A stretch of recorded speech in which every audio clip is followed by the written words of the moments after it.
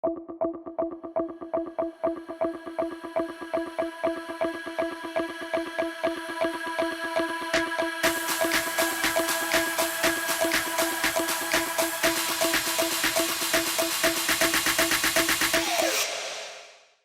everyone. Welcome back to my Product Chat series.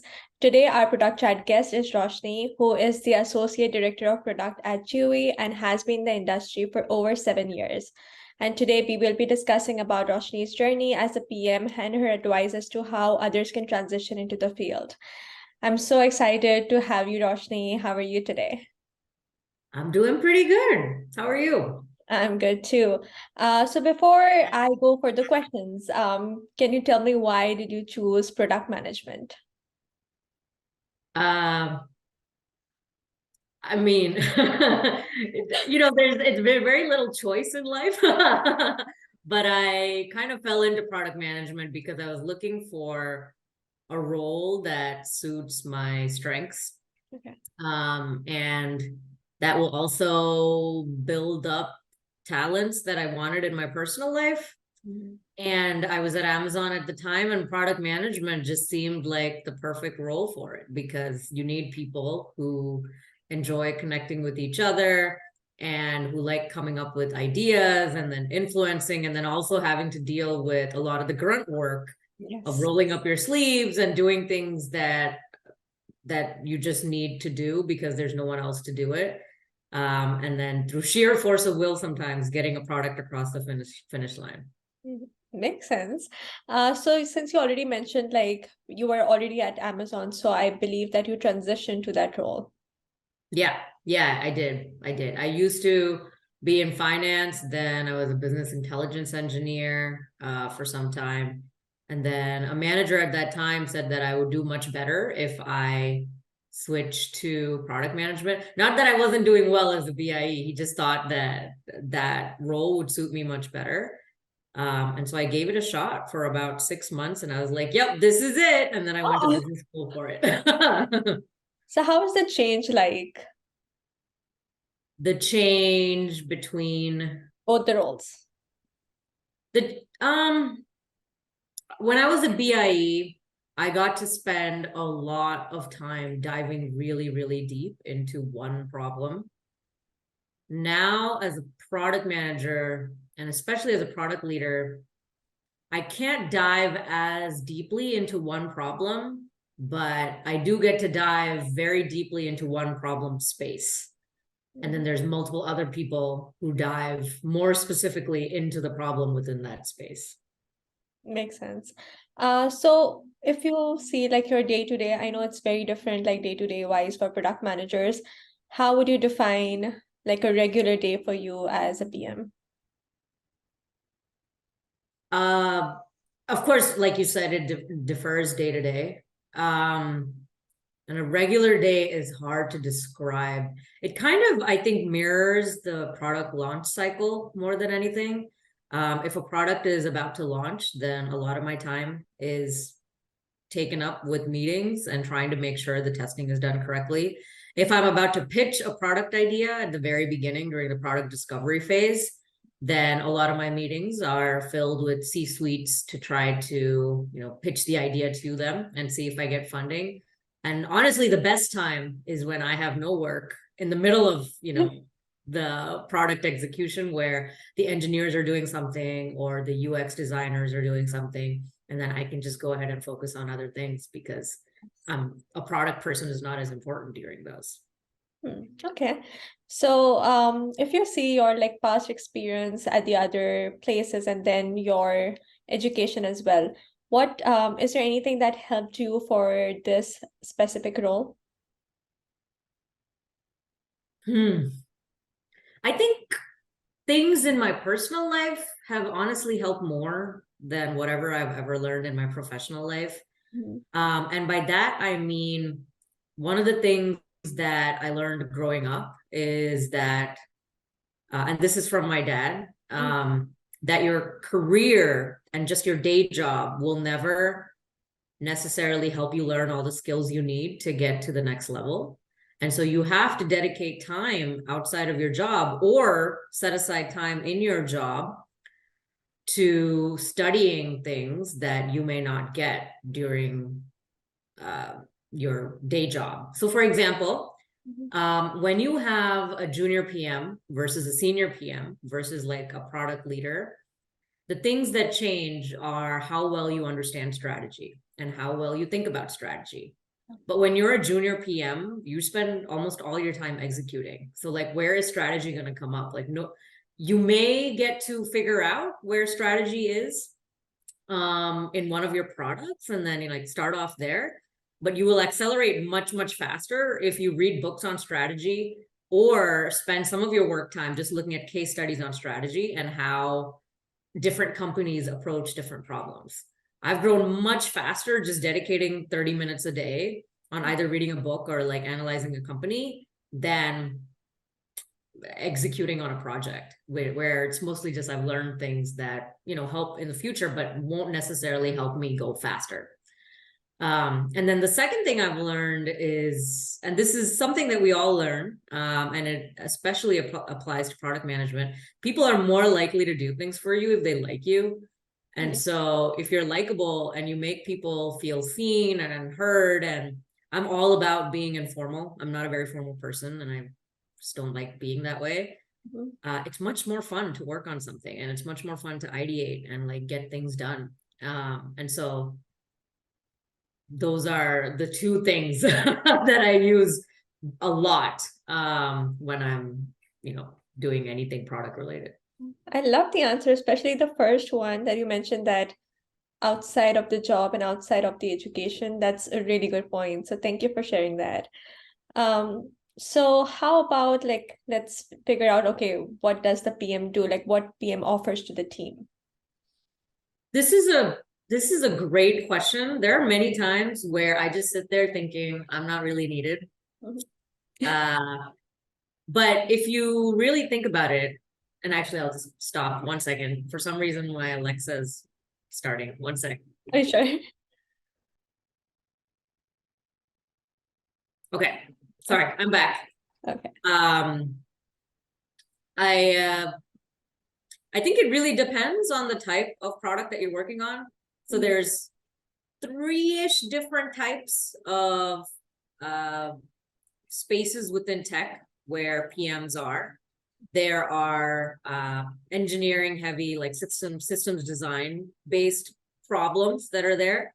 And then there are feature specific problems. And then there are experience specific problems. Like you're trying to build out an entire experience, and a feature may or may not come out of it.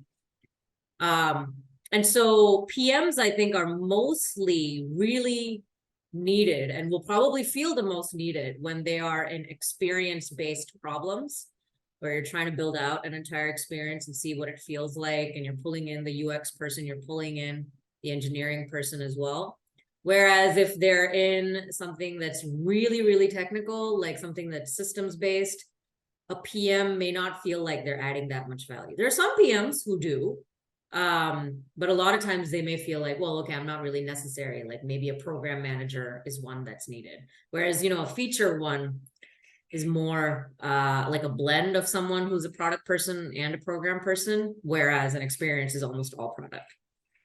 Makes sense. So when you mentioned about those like technical side, like software side, is it more like a technical product manager that you're mentioning about? Yeah. But there are teams where it is so technical that having a PM on the team is really not worth it. And a lot of the PMs feel like they're doing program management work rather than product work. And that's absolutely probably the case. And it's because they are not able to think really big or see where things can go, because it is all about optimizing the system, where engineers are the ones who are the subject matter experts. Okay, sounds good. So so since we already talked about like what's a day-to-day like in the life of a product manager, how about like, since you have been in the field since like 7 years, there are so many new grads that are coming right now. What do you think, like, what's the good quality for a new product manager?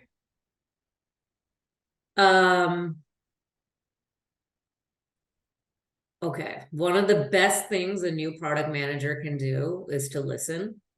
Product management, it has like this title associated with it that I think Marissa Mayer popularized, and it's not entirely true, which is, the CEO of your product. That doesn't really become true until you're like, later on as a product person. But when you're starting off as a new product person in the career, as a product person, or even when you're joining a new team, listening and trying to figure out what specifically is the problem that you're trying to solve are some of the best things that you can do.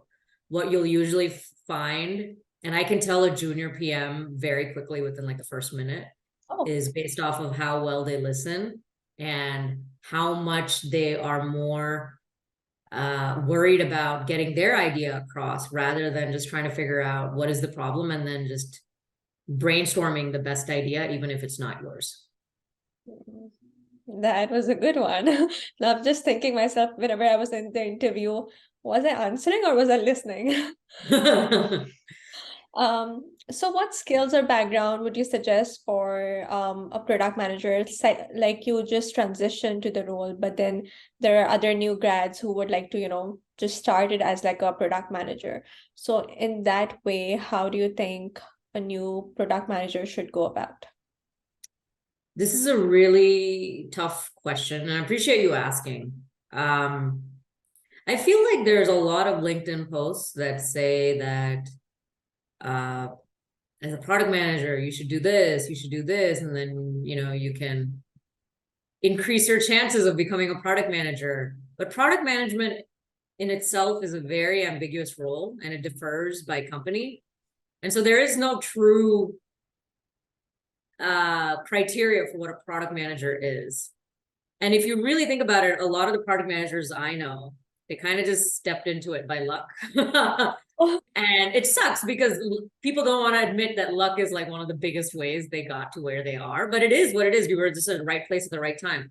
I was at the right place at the right time. I had a manager who said that you should think about product management as a field, and then he gave me the opportunity to try it.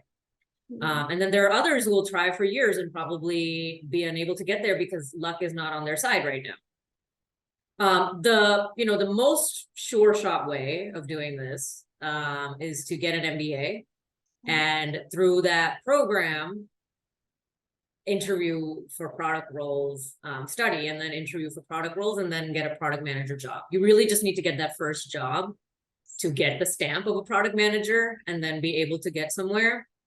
But that's a very expensive proposition. It costs about $200,000 to get one. I got one, and I didn't do it to become a product manager. I mostly did it for other reasons. And so, but another way that you can try, if you have a supportive team and you have a supportive manager and you like the company that you're in, it's much easier to switch to product management within the company that you're in than trying to get a job as a product manager with no experience in it.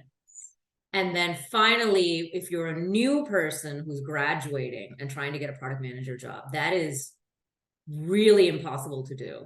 One of the first things that you can try is the APM programs, the associate product manager programs that they have. But those are very, very competitive.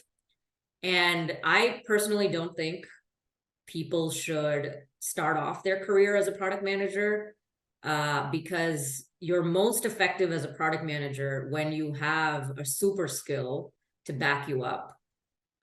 Just being good at product management, that's so ambiguous that it's not always helpful.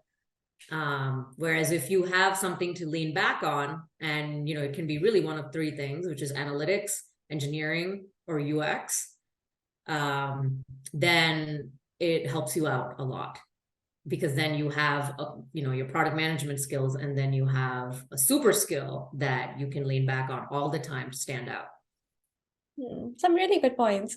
Also, there's like one way I just want to know, like, what do you think about that way? So a lot of new graduates, like they are trying to build their own product and they're going to like some certifications, they're building their own product. What do you think about that part?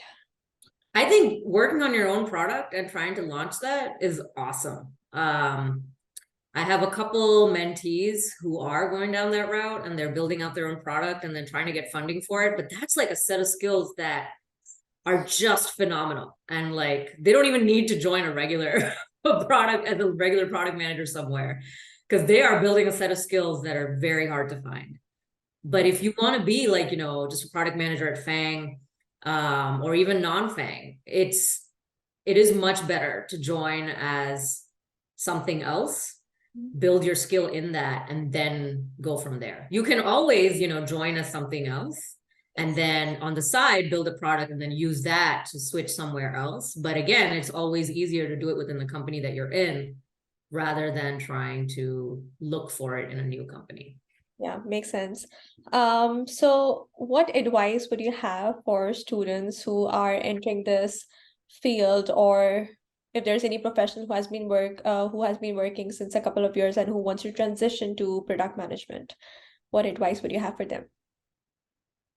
Uh, a lot of people, I think, look to PM mentoring as a way to figure out how to switch into product or do well, which I agree is a great way to do things if you pointedly know the question that you're asking and what you want to do. But if you haven't, done the job before, then it's very difficult to come up with pointed questions. And so it can be a very inefficient way of trying to get information.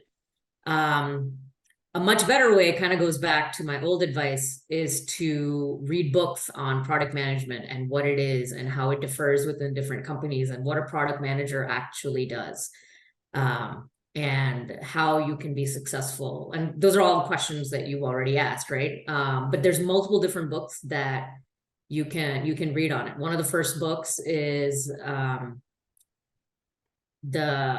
oh wow, I've completely forgotten it. It's right on myself, but for some reason I can't.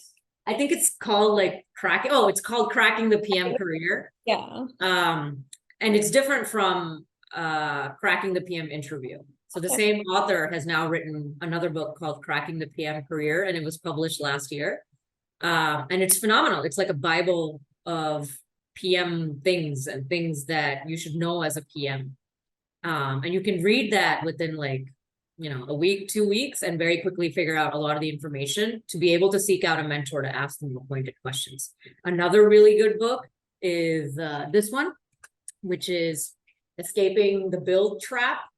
That's really good because it tells you about what product management really is and how you can create value as a product manager.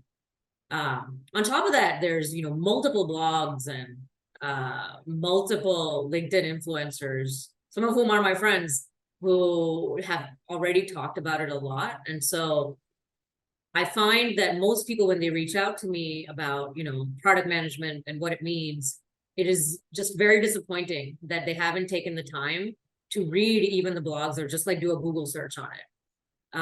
When just doing that will be immensely helpful and help them figure out whether they're even the right fit. One of my mentees switched to product and figured out after a year and a half that they actually don't like it.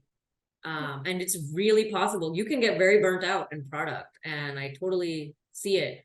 But they switched into it because they kept seeing all the hype about how great product management is, and then found out they don't care for it. I've actually had a couple coworkers do the same. One coworker switched to product, was doing really well, and realized that they don't care for it, and then went back to being a software engineer. So just doing a quick Google search, which sounds like very basic advice, but you'll be surprised by how many people just don't do that. I know that there's like a lot of hype about product management. People think, okay, we are just managing things here. So they just want to get into that. But again, there's so much more than more into it. Coming to the question, so once you enter the field, how do you grow once you're in the field? Like how you grow as a PM then? So growing as a PM comes down to 3 things. And 2 of them kind of feed into the third one, but I'll start with the inputs and then go to the output. The first is how you present yourself. And this can be in multiple different ways. And then obviously the more unconscious biases you face, the more ambiguity there is on how you should present yourself, but that's definitely one of them. And then the second is how well others perceive you and how well they perceive your ability to get things done. And the reason I say perceive is because people who are perceived to get things done don't always do the work. They just are very good at making people seem like they are, and that helps them, and that is one way to grow. But then ultimately, you know, the output here, you're doing these two things for the ultimate output, which is to increase your scope. A lot of like the single thing that PM growth depends on is increasing your scope. And so learning strategy skills, learning execution skills, learning influence skills, all of that is done to increase your scope, because that's what determines what level you are and how fast you're growing and how fast your career is going to grow. Okay, I love that answer. So you already mentioned about how to constantly improve as a PM. How would you say about the product owner or Scrum roles? Do you think that could be like a stepping stone for product management? I don't know enough about the product owner role. I've had some interaction with them, but not enough. So my answer may be incorrect, and I apologize for that if it is. But I think from what I see, it is a really good stepping stone to ultimately becoming a product manager. One of the problems that new product managers face when they come from another career is the ability to own things. And owning is glamorized too much, I think, when really all it means is you try to make sure that everybody has the help that they need to get the portion of the work that impacts the product done.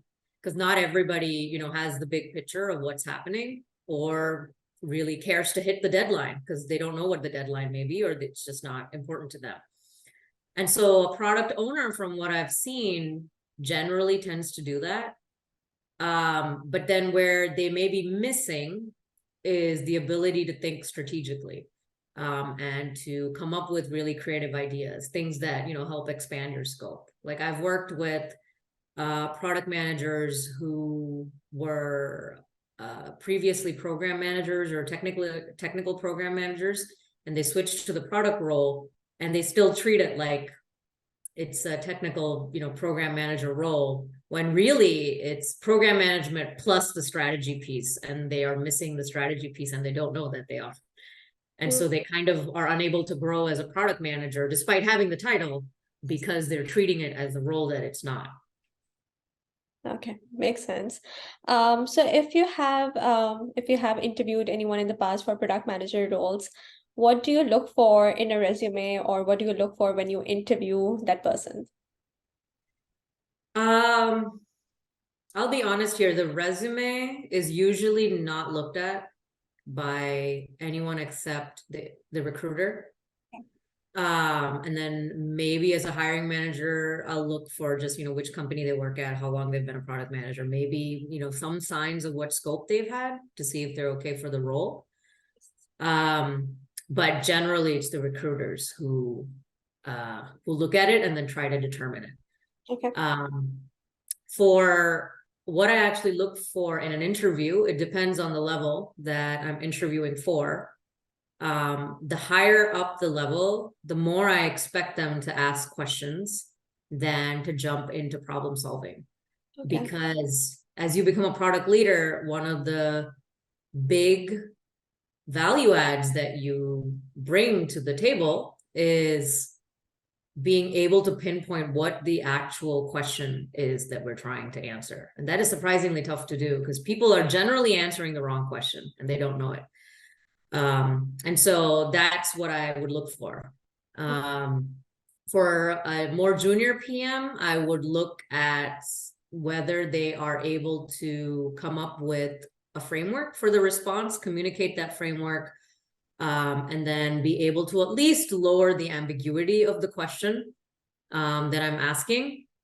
And then for a brand new PM, I would just look to see if they are able to even approach problem solving in a way that at all makes sense and is structured. Okay. Any example do you have, like, specifically that could tell you that, okay, that person actually has that mindset? Yeah. So I used to, when I was at Amazon, I used to interview people at Wharton, um, to see, uh, if if we want to give them an offer as an intern or as a full-time. And one of the best questions to ask right off the bat is design a product. And then you see how they react. And the ones who just give you an idea are the ones who normally won't pass, unless if the idea, if, while presenting the idea, they like show like structured thinking and how they came to it and all of that. But generally, if they just like present an idea and like throw it at a wall, that is not product management. And so they won't pass. Whereas those who respond back with, okay, should it be a physical or a digital product, right? If they start asking questions and then like narrow down the scope, because in my mind, when I say design a product, I haven't actually thought through what type of product. I'm just kind of like trying to see if they can lower the ambiguity. Then, when they ask questions and like narrow it down, then it just makes it very likely that they're going to pass the interview. I mean, I've had people do that and then still not show any structured thinking when they were answering the question and like actually designing the product that they chose. But like 90% of the time they've passed the interview. Okay, that was a good one. So what are your future aspirations or goals within PM? So I own app acquisition and engagement for Chewy, which is just like millions of customers that I impact directly. And so what I'm trying to do is essentially a problem that I faced when I was at Amazon, which is increase usage of the app at Chewy. And that's about as much as I can say without like going past my NDA. Okay, sounds good. But thank you so much. This was very helpful. I'm sure whoever is watching it, even me, that was really helpful for me as well. So thank you. Of course, thank you.